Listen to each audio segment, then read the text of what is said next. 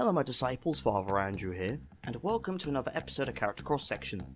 This time we'll be discussing Jacket, the main protagonist of Hotline Miami. But before we get into it, at the time of recording this, it is late November 2024, and this video should be uploaded towards the end of January 2025, because at the time of recording this, I'm trying to schedule videos for the year ahead, so that while I'm working on Act 2 of the novel series I'm writing, you still get regular content as normal. Then again, that depends entirely on if this plan is going to work out or not, but anyway, getting straight into the video. Jacket, the protagonist of Hotline Miami, appearance-wise is assumed to be in his late 20s to early 30s, with medium long blonde parted hair, albeit his outfit depends on where in the timeline we're looking at. Starting at the very beginning of the timeline, during his time as a soldier in Hawaii during the Russo-American conflict in 1985, he typically wears a dark green outfit and a large backpack. Moving on to 1989, he begins to wear his signature off-yellow, brown and white Letterman jacket with a white shirt under it and a pair of jeans, along with his notable masks after he starts working for 50 Blessings. The most notable of these being the iconic default rooster mask, along with other masks like the tiger and the pig, but they are less relevant. After waking up from his coma later on in the events of the game, he wears a blue hospital gown and bandages over his head due to his injuries, which are caused by Richter shooting Jacket, albeit I may give Richter his own video because he has his own story, albeit this outfit is exclusive to the coma level. After this, Jacket continues with his normal masks and normal clothing, which continues like that for the rest of the first game. He makes brief appearances in the second game wearing a orange jumpsuit in prison and a navy blue suit when he's in the courtroom, with a green shirt underneath. Outside of that, there's nothing else to say. Moving on to his personality, Jacket has two distinct sides to him. The first is the one we well know him for. He is a violent, vengeful one-man army. He is brutal, unrelenting and uncompromising when it comes to murdering Russian mobsters and those who have wronged him. And judging by Richard's commentary, it is heavily implied that deep down, Jacket is a person who enjoys hurting other people on an instinctual, deep level and never shakes away his bloodlust until at the very end, when he finally decides to stop fighting after defeating what he thinks was the people who had wronged him. But at its core, most of his violent behavior seems to have been caused by his experience fighting against the Russians during the Hawaiian conflict, and his best friend Beard being killed in the nuclear bombing of San Francisco carried out by the Soviet Union. Interestingly enough, Jacket's violent behavior appears to be fixated entirely on the Russians, the Russian Mafia and the Soviet Union, because Jacket is disgusted with himself to a point of vomiting when he kills a bum in an alleyway, a homeless man who was completely unaffiliated with his Russian targets, and was otherwise just trying to defend himself in the alleyway from Jacket. However, this last remaining shred of his humanity just degrades as the plot goes on, as he starts butchering anyone in his way, including police officers. Jacket also seems to have a one-track mind, or appears to be ignorant in nature, as although Richard warns Jacket that he will be the only one to blame for his own actions and will never learn the truth behind the phone calls, Jacket just doesn't seem to really care as he's driven entirely by revenge. But on the other side of Jacket's personality, Jacket is capable of showing mercy even to those who have wronged him canonically. Jacket canonically spares the rat-masked man Richter who killed his girlfriend, perhaps him finally realizing that Richter himself is also a victim of the phone calls, albeit I will elaborate on Richter in another video potentially. But yeah, anyway, Jacket also kills the perverted producer and saves the girl who he was sexually abusing and takes her back to his place, and she continues to live with him. An interesting side note to this is that as the plot progresses after this, the apartment progressively becomes cleaner, and eventually, she ends up sharing beds with Jacket, which subtly reveals that there's an intimate relationship between the two.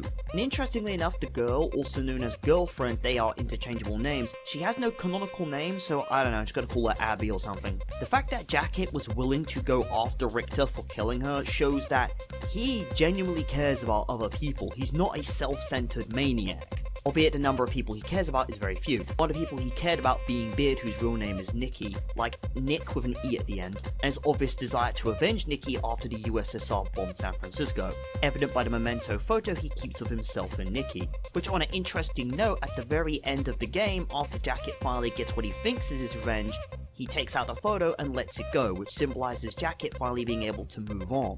But outside of the violence and the desire for revenge, Jacket is a generally passive fella who distracts himself with very simple things, such as eating junk food, which is primarily pizza, playing video games, smoking, visiting bars and sunbathing when not in combat. And his signature Letterman jacket also implies he had a history of taking part in athletic sports. But overall, outside of violence, Jacket is pretty casual and chill.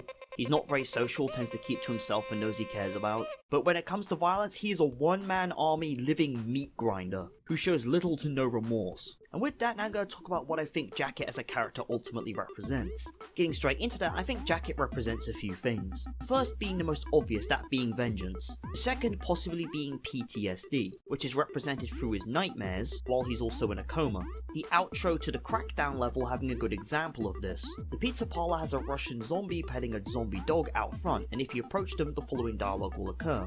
The zombie will say, "We don't like strangers around here, ain't that right, Parker?" to which the mutilated dog will growl at you. And inside, the corpse of Beard is behind the counter with a blood-splattered Richter manning the register instead and brushing his jacket. And he asks you, "What do you want? Could you hurry up? We're closing soon." So it's very clear from this scene that Jacket has some form of PTSD from losing his friend. Other hallucinations with zombie characters doubling down on this throughout the game's story. Thirdly, Jacket represents how a desire for revenge can totally consume a person, evident by his actions throughout the game. And fourthly, the violence people are capable of if they let the rage inside them get out of control. All of these, or more accurately the consequences of these, are explored in the second game via the fans, the Russian Mafia, etc. But the characters from Hotline Miami 2 are all worth their own videos. And lastly, for the final section of the video, we're going to be covering some trivia about Jacket as a character.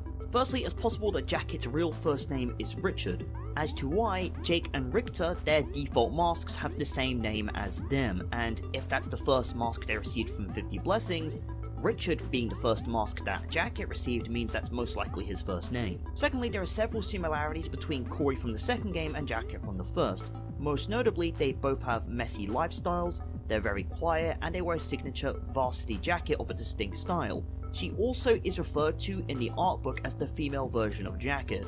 Thirdly, Jacket's signature jacket is based off the outfit of Axel Foley from the Beverly Hills Cop films. Fourthly, Jacket is referenced several times in Payday 2. He's shown at the end of the Hotline Miami DLC trailer beating an unnamed Russian mobster to death with a baseball bat after rampaging through the building. Several animal masks can be purchased in-game for the Payday 2 heisters, and a DMC DeLorean is the getaway vehicle in the Hotline Miami heist on day 1. And as of the Hotline Miami 2 update for this DLC, Jacket is now a playable character and is unlocked by purchasing the special edition of Hotline Miami 2, Wrong Number. And very interestingly, to get around the fact that his character canonically doesn't speak, he uses a tape recorder with pre-recorded lines to say what he needs to say, albeit it's the voice of someone else. And lastly, Jacket's family's relations with them is completely unknown. There's like nothing in-game that implies or directly mentions anything about them at all if they exist. However, it's also possible that the presence of the flowers by his hospital bed in Trauma indicates that he does have someone out there that cares about his well-being. And with that, that's some trivia on the character,